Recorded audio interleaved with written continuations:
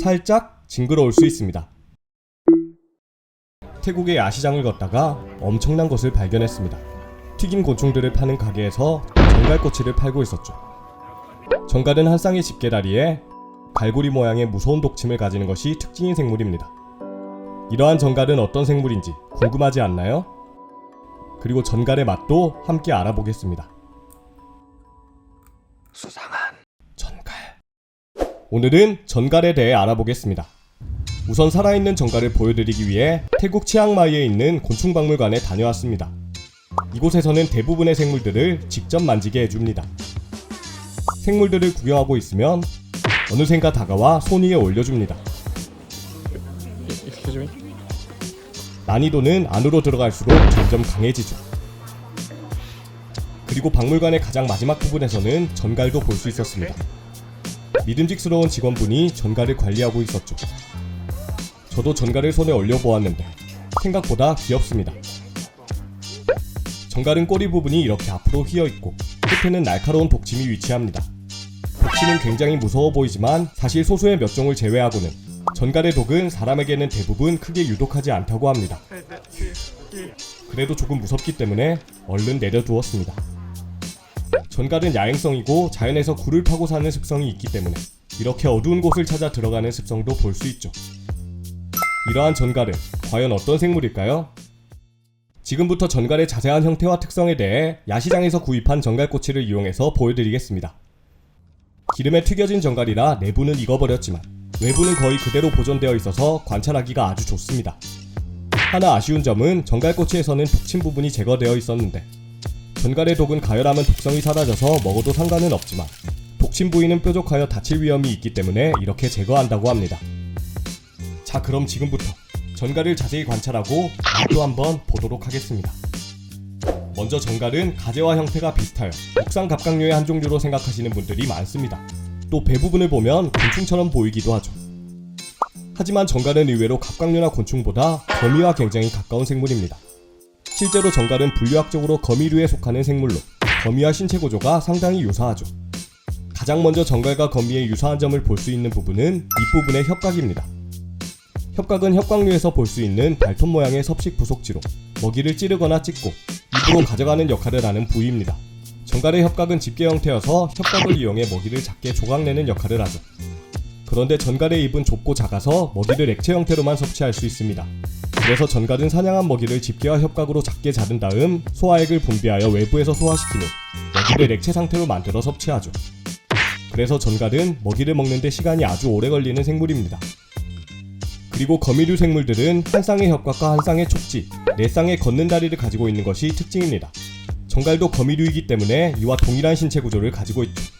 전갈은 촉지가 집게다리로 변형되어 조금 달라 보이지만 다른 거미류 생물들과 동일하게 한 쌍의 혓각과 한 쌍의 촉지, 그리고 네 쌍의 걷는 다리를 가지는 형태입니다. 거미와 신체 구성이 정말 동일하죠? 그리고 거미류 생물들의 몸은 두흉부와 복부 두 부위로 나뉘는데 전갈은 이 부위가 두흉부이고 복부가 전복부와 후복부로 한 번 더 나눠져서 후복부가 꼬리처럼 변형되어 있는 형태입니다. 전갈의 후복부는 5개의 체절로 이루어져 있고 끝부분에는 독침이 형성되어 있는 구조죠. 전갈의 독침은 자신의 몸을 보호하거나 먹잇감을 사냥하는 데 사용합니다. 전갈독은 대부분 사람에게는 치명적이지 않지만 자신의 주요 먹이인 생물들에게는 아주 치명적으로 작용하죠. 그런데 전갈은 엄청난 포식자처럼 보이는 겉모습과 달리 사실 사냥을 즐기는 대식가는 아닙니다. 전갈은 움직임이 적고 대사율이 낮아 적은 양의 영양분만 섭취하며 살아가는 생물이죠. 반년에서 1년 동안 아무것도 먹지 않고도 살아갈 수 있다고 합니다. 신기하죠? 이러한 전갈은 여러 쌍의 눈을 가지는 것도 큰 특징입니다. 먼저 여기 두흉부 윗부분 중앙에 한 쌍의 눈이 위치하고 두흉부 옆쪽에 2쌍에서 5쌍의 눈이 추가로 존재합니다. 그런데 전갈은 여러 쌍의 눈을 가졌지만 선명한 이미지를 형성할 만큼 시각이 발달하지는 않았습니다. 하지만 전갈의 눈은 빛을 감지하는 능력이 뛰어나서 밤의 주변의 움직임을 감지하는 데 유리한 형태이죠. 그리고 전갈의 아랫면에는 전갈의 부족한 시각을 보완할 수 있는 여러 감각기관들이 있습니다. 먼저 여기 빛 모양으로 생긴 기관이 보이시나요? 이것은 전갈이 화학물질을 감지하는 팩틴이라는 감각기관입니다. 전갈은 팩틴으로 먹잇감의 위치를 파악하거나 짝짓기 상대의 페로몬을 감지하여 위치를 파악해내죠. 그리고 전갈의 다리에는 수많은 털들이 있는데 이러한 털들이 공기의 흐름이나 진동을 감지하는 역할을 하여 주변의 움직임을 감지해낼 수도 있습니다. 대단하죠? 그리고 정갈은 팩틴 윗부분에 생식기가 위치하고 전복부 아랫부분에 기공이 있어서 정갈은 이 부위로 공기를 빨아들여 호흡을 합니다. 마지막으로 정갈은 짝짓기도 아주 특이한 생물 중 하나입니다. 정갈은 암컷과 수컷이 집게발을 마주잡고 춤을 추듯이 짝짓기를 합니다. 이러한 춤은 30분에서 몇 시간 동안 지속되는데 수컷은 춤을 추다가 평평한 곳을 찾아 정자가 들어있는 정자낭을 놓아둔 후 암컷을 정자낭 쪽으로 유인합니다. 그럼 암컷이 정자낭 속 정자를 흡수한 후 몸 내부에서 수정이 이루어지는 방식으로 짝짓기가 이루어지죠.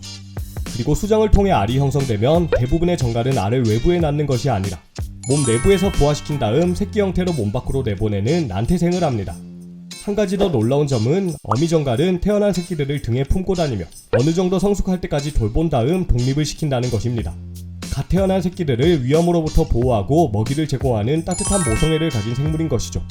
새끼는 처음에는 연한 외골격을 가지며 연한 색깔을 띠다가 탈피를 거치며 점점 단단한 외골격과 짙은 색깔을 가지게 됩니다. 새끼 정갈도 꽤 귀엽죠? 이번 영상에서 정갈 내부도 보여드리고 싶었지만 잘라보면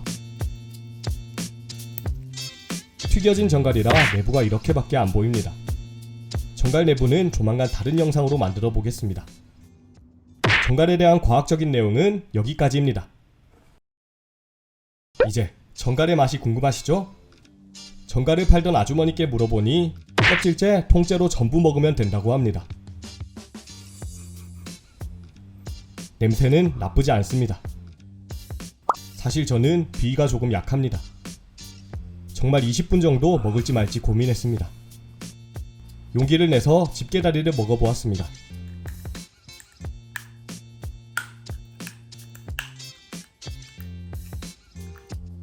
먹다 보니 조금 먹을만 합니다. 튀기면 지우개도 맛있다는데 전갈도 크게 나쁘진 않습니다. 꼬리가 더 맛있을까요?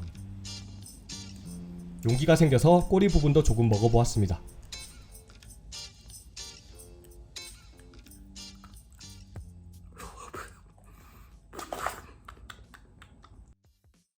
끝으로 구독자분이 보내준 영상인데 너무 귀여워서 넣어보았습니다. DNA를 찾기다가 형광물질로 연색한 뒤 슬라이드에 올렸더니 DNA 마이크로 어레이가 되었습니다. 이것은 무엇일까요? 수상한 생투. 발표력이 대단한 분이실 것 같습니다. 재밌게 보셨다면 구독 부탁드립니다. 수상한 생물선생, 수상한 생선이었습니다.